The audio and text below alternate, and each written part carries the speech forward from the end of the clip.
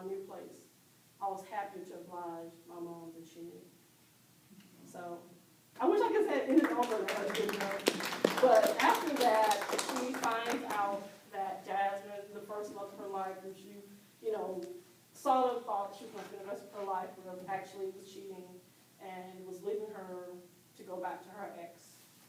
And so she has that crisis when she realized, well, maybe this isn't the way for me to go. Obviously, this woman has crushed my heart. Maybe I'm not really gay. Maybe my mom was right. Maybe this is going to be a solve for existence. And then she went to sleep and woke up and realized tomorrow is indeed another day. And I'm still here, and I feel better now, knowing even with this hurt, I'm going to be happy. I'm going to be better. And so the book ends with Yvette and her friends out having lunch. And Linda, by this point, has gotten married. And everyone is all happy. Danita, her best friend, is married. And she sits at the table, and Linda says, Shelly, who's Linda's wife, she has a friend that's just moved down here, and, she's single. And Yvette's like, what? I'm fine. I'm cool. I'm with my friends, my mom. I have a good job. I'm okay. But then again, there's a new places advertising that get free ads, and so maybe SBF, GF doesn't sound so bad.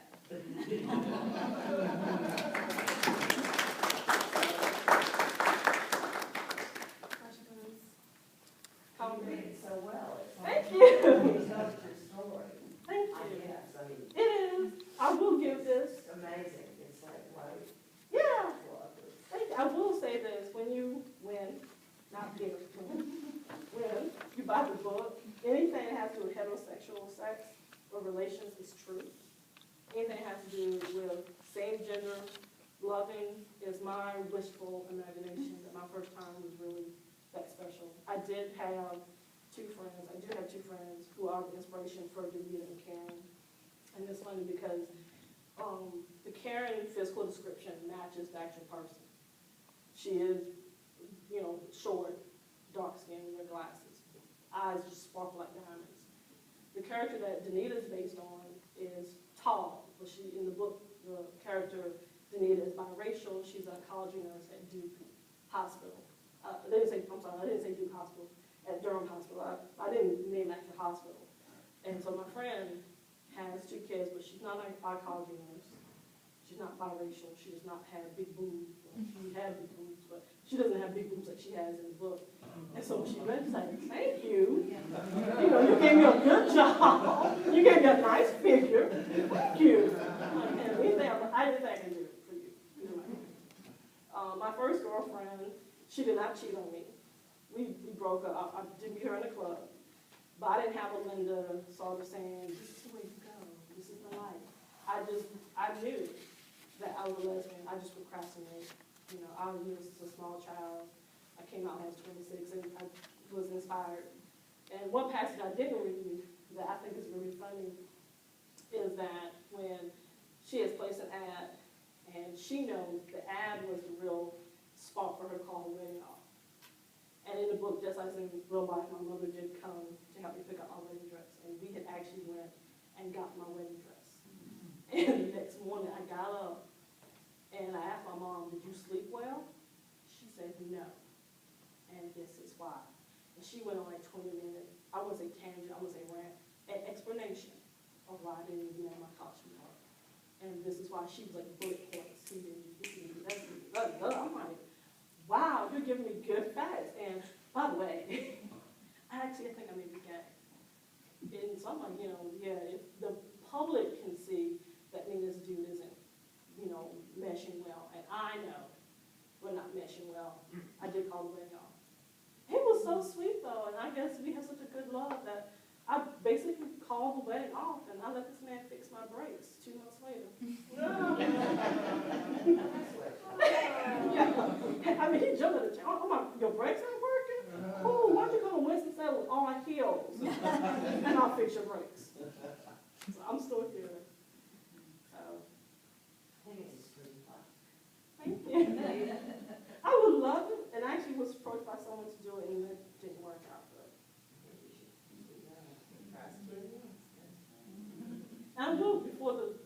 question I asked, I will go ahead and put this out here because it was asked one time before. I'm a North Carolinian. I'm proud to be a North Carolinian. I live in the Triangle. When you really add it, I went to middle and high school here. I'm a graduate in Low High School.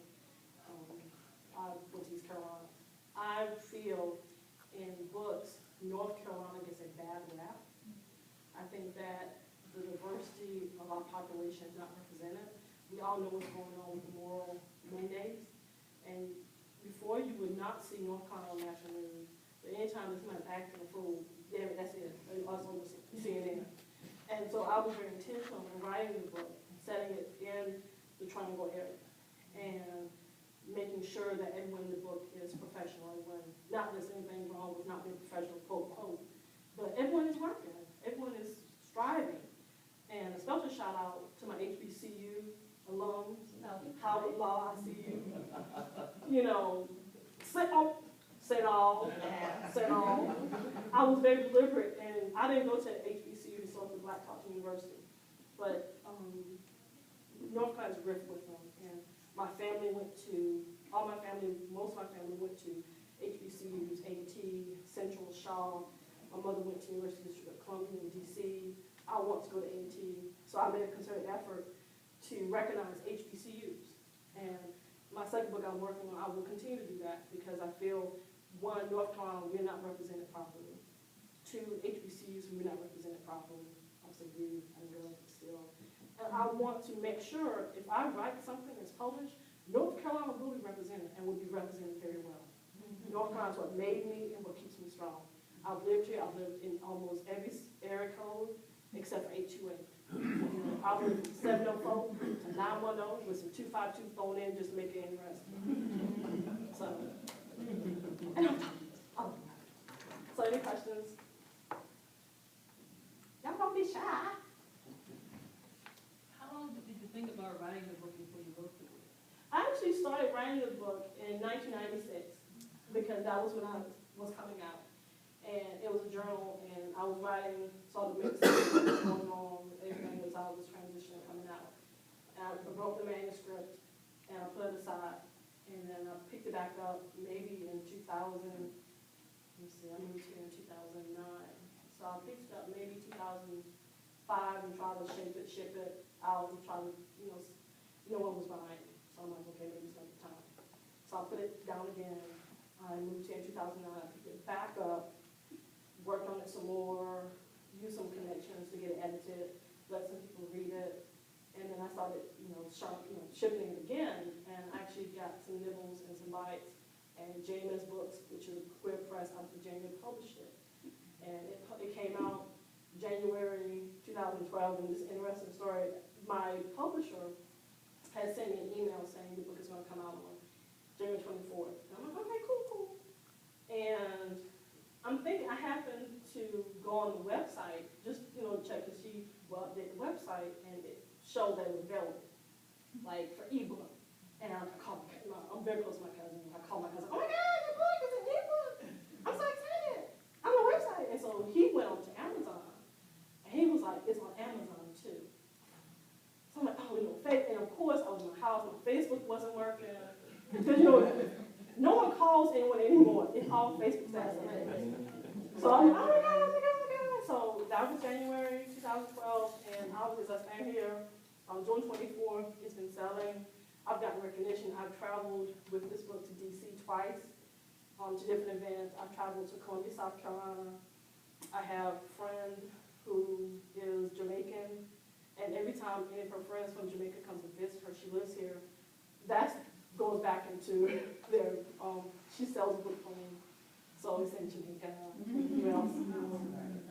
So I'm very excited. I'm very humbled and very excited because obviously when I was writing the story in 1996 at my kitchen table in Gastonia, I did not think it was going to, I was going to be standing here talking about this. I'm very happy. Hopefully it will come out by the end of the year. I have it, it's called K-Grow, The Sweet Taste of Sisterhood. It's not a continuation, but this is a different type of story. But hopefully it will come out by the end of the year in December. It's with I'm trying to go with a publishing company out of Kentucky. Because ironically, when I was motivated I reached out to her. The publisher has a magazine that she does, and she was like, I wish you would have, you know, contacted us. This is kind of stuff we would like to publish, because I'm a publishing company. So she's actually reading the manuscript now to see how we can work together. Yes? I'm concerned a little bit about support systems for people who are transitioning from straight to gay. And the mother had a little trouble here. Right. The daughter was gay, and the mother went to the preacher, and the preacher didn't seem to be able to help in the transition. Right. And it's my impression that preachers, both black and white preachers, are very poorly trained in dealing with alternative sexualities. Right. And there's got to be a better way. I mean, where do you go for help? I think what I observed, y'all remember, was it last year when we had the proposition that was being voted on? Was it last year? Yeah. It was last year? I remember hearing reports on NPR where they actually went to Hickory and they talked to pastors. Because pastors, and they were just using that as an example in Hickory, pastors were being challenged in the pulpit for their support, a lack of support for the initiative. And so you had pastors saying, this starts with the church. Because you're right, we're not trained, we don't cover this in seminary. This is something where, as a pastor, you have to, and my faith is I'm a Baptist, born and bred. When I close my eyes, I'm a Baptist dead. But you have to be responsive to your congregants. And if you know, and I'm going to put out there, Brother Travis, you know, the choir director, who ain't never married, you know he's gay. But he comes to church 3 times a week. And when he stands up, the choir is on point. How can you as a pastor, this is my opinion, how can you as a pastor preach hellfire and brimstone when your deaconess board chair has been on this Sabbath for damn 57 years? So you have to be responsible. I think pastors are doing it black and white. And I remember years ago, and I forget what the initiative was, and I referenced that actually in this book, in that what the Baptist Convention is for the white Baptists. They had a ballot initiative, and it kicked churches out, large churches out, because how dare you preach God's word to these homosexuals? And so people left the church, and so you're basically kicking out what they kicked Myers Park Baptist. I think it's one of the largest Baptist churches. It certainly is the largest Baptist in Charlotte. So how dare you kick all these people out? You have to be responsive to your congregation. You should be responsive to your community. So I think that even though they don't teach it in seminary, I think pastors who are dedicated to actually doing what they're saying they're supposed to do to minister are being reflective and responsive. But with all things being fair, and with the mom, she turned her pastor, then you have to really think about, you have to turn to yourself. You have to look around you. You can't let anyone steer you to a different direction if you don't feel called to do that. And I think with pastors and parents and co-workers and just people that you have talked to, that's your Facebook friend, that you may see them at a reunion, you have to let your own experience be your guide. That's my 20 cents. Any other questions? Yes? Could you say the name of your book slowly? I'm sorry, SBF Seeking. Okay. I have little brochures in the back of this house. SBF. And I apologize, as I say, I'm a Southerner and I'm nervous. So sometimes Southern and nervousness don't make for good, clear communication. Any other questions? This is a friend. Oh my God, I'm going to shout you out. This is Tanya White. She just drove cross country from California. She's an author too, so I'm feeling so much love. Work on your second book. So yes, and it's an author takeover. And I'm going to call out my Shades of Pride people. And this is Perusha Jones, my Shades of Pride, sing all person. And my girlfriend Laura Harris is in the back, and I'm embarrassing me. Yes, and Ed, and all the rest of the people, but I just want to say I'm really happy you came out. And we'll have a be signing books in the Yes. back? Y'all have any more questions? You have a question? Yeah. Laura has a question. Okay. Well, I had to write this one down. You described SBF Seeking as semi-autobiographical. Is there any event experienced by Yvette negatively received by the other characters that you're able to understand and maybe side with them in their response to her? I think the coming out, the way she came out to her mom, and I'll answer your question, I'll give you a perspective with my own coming out process.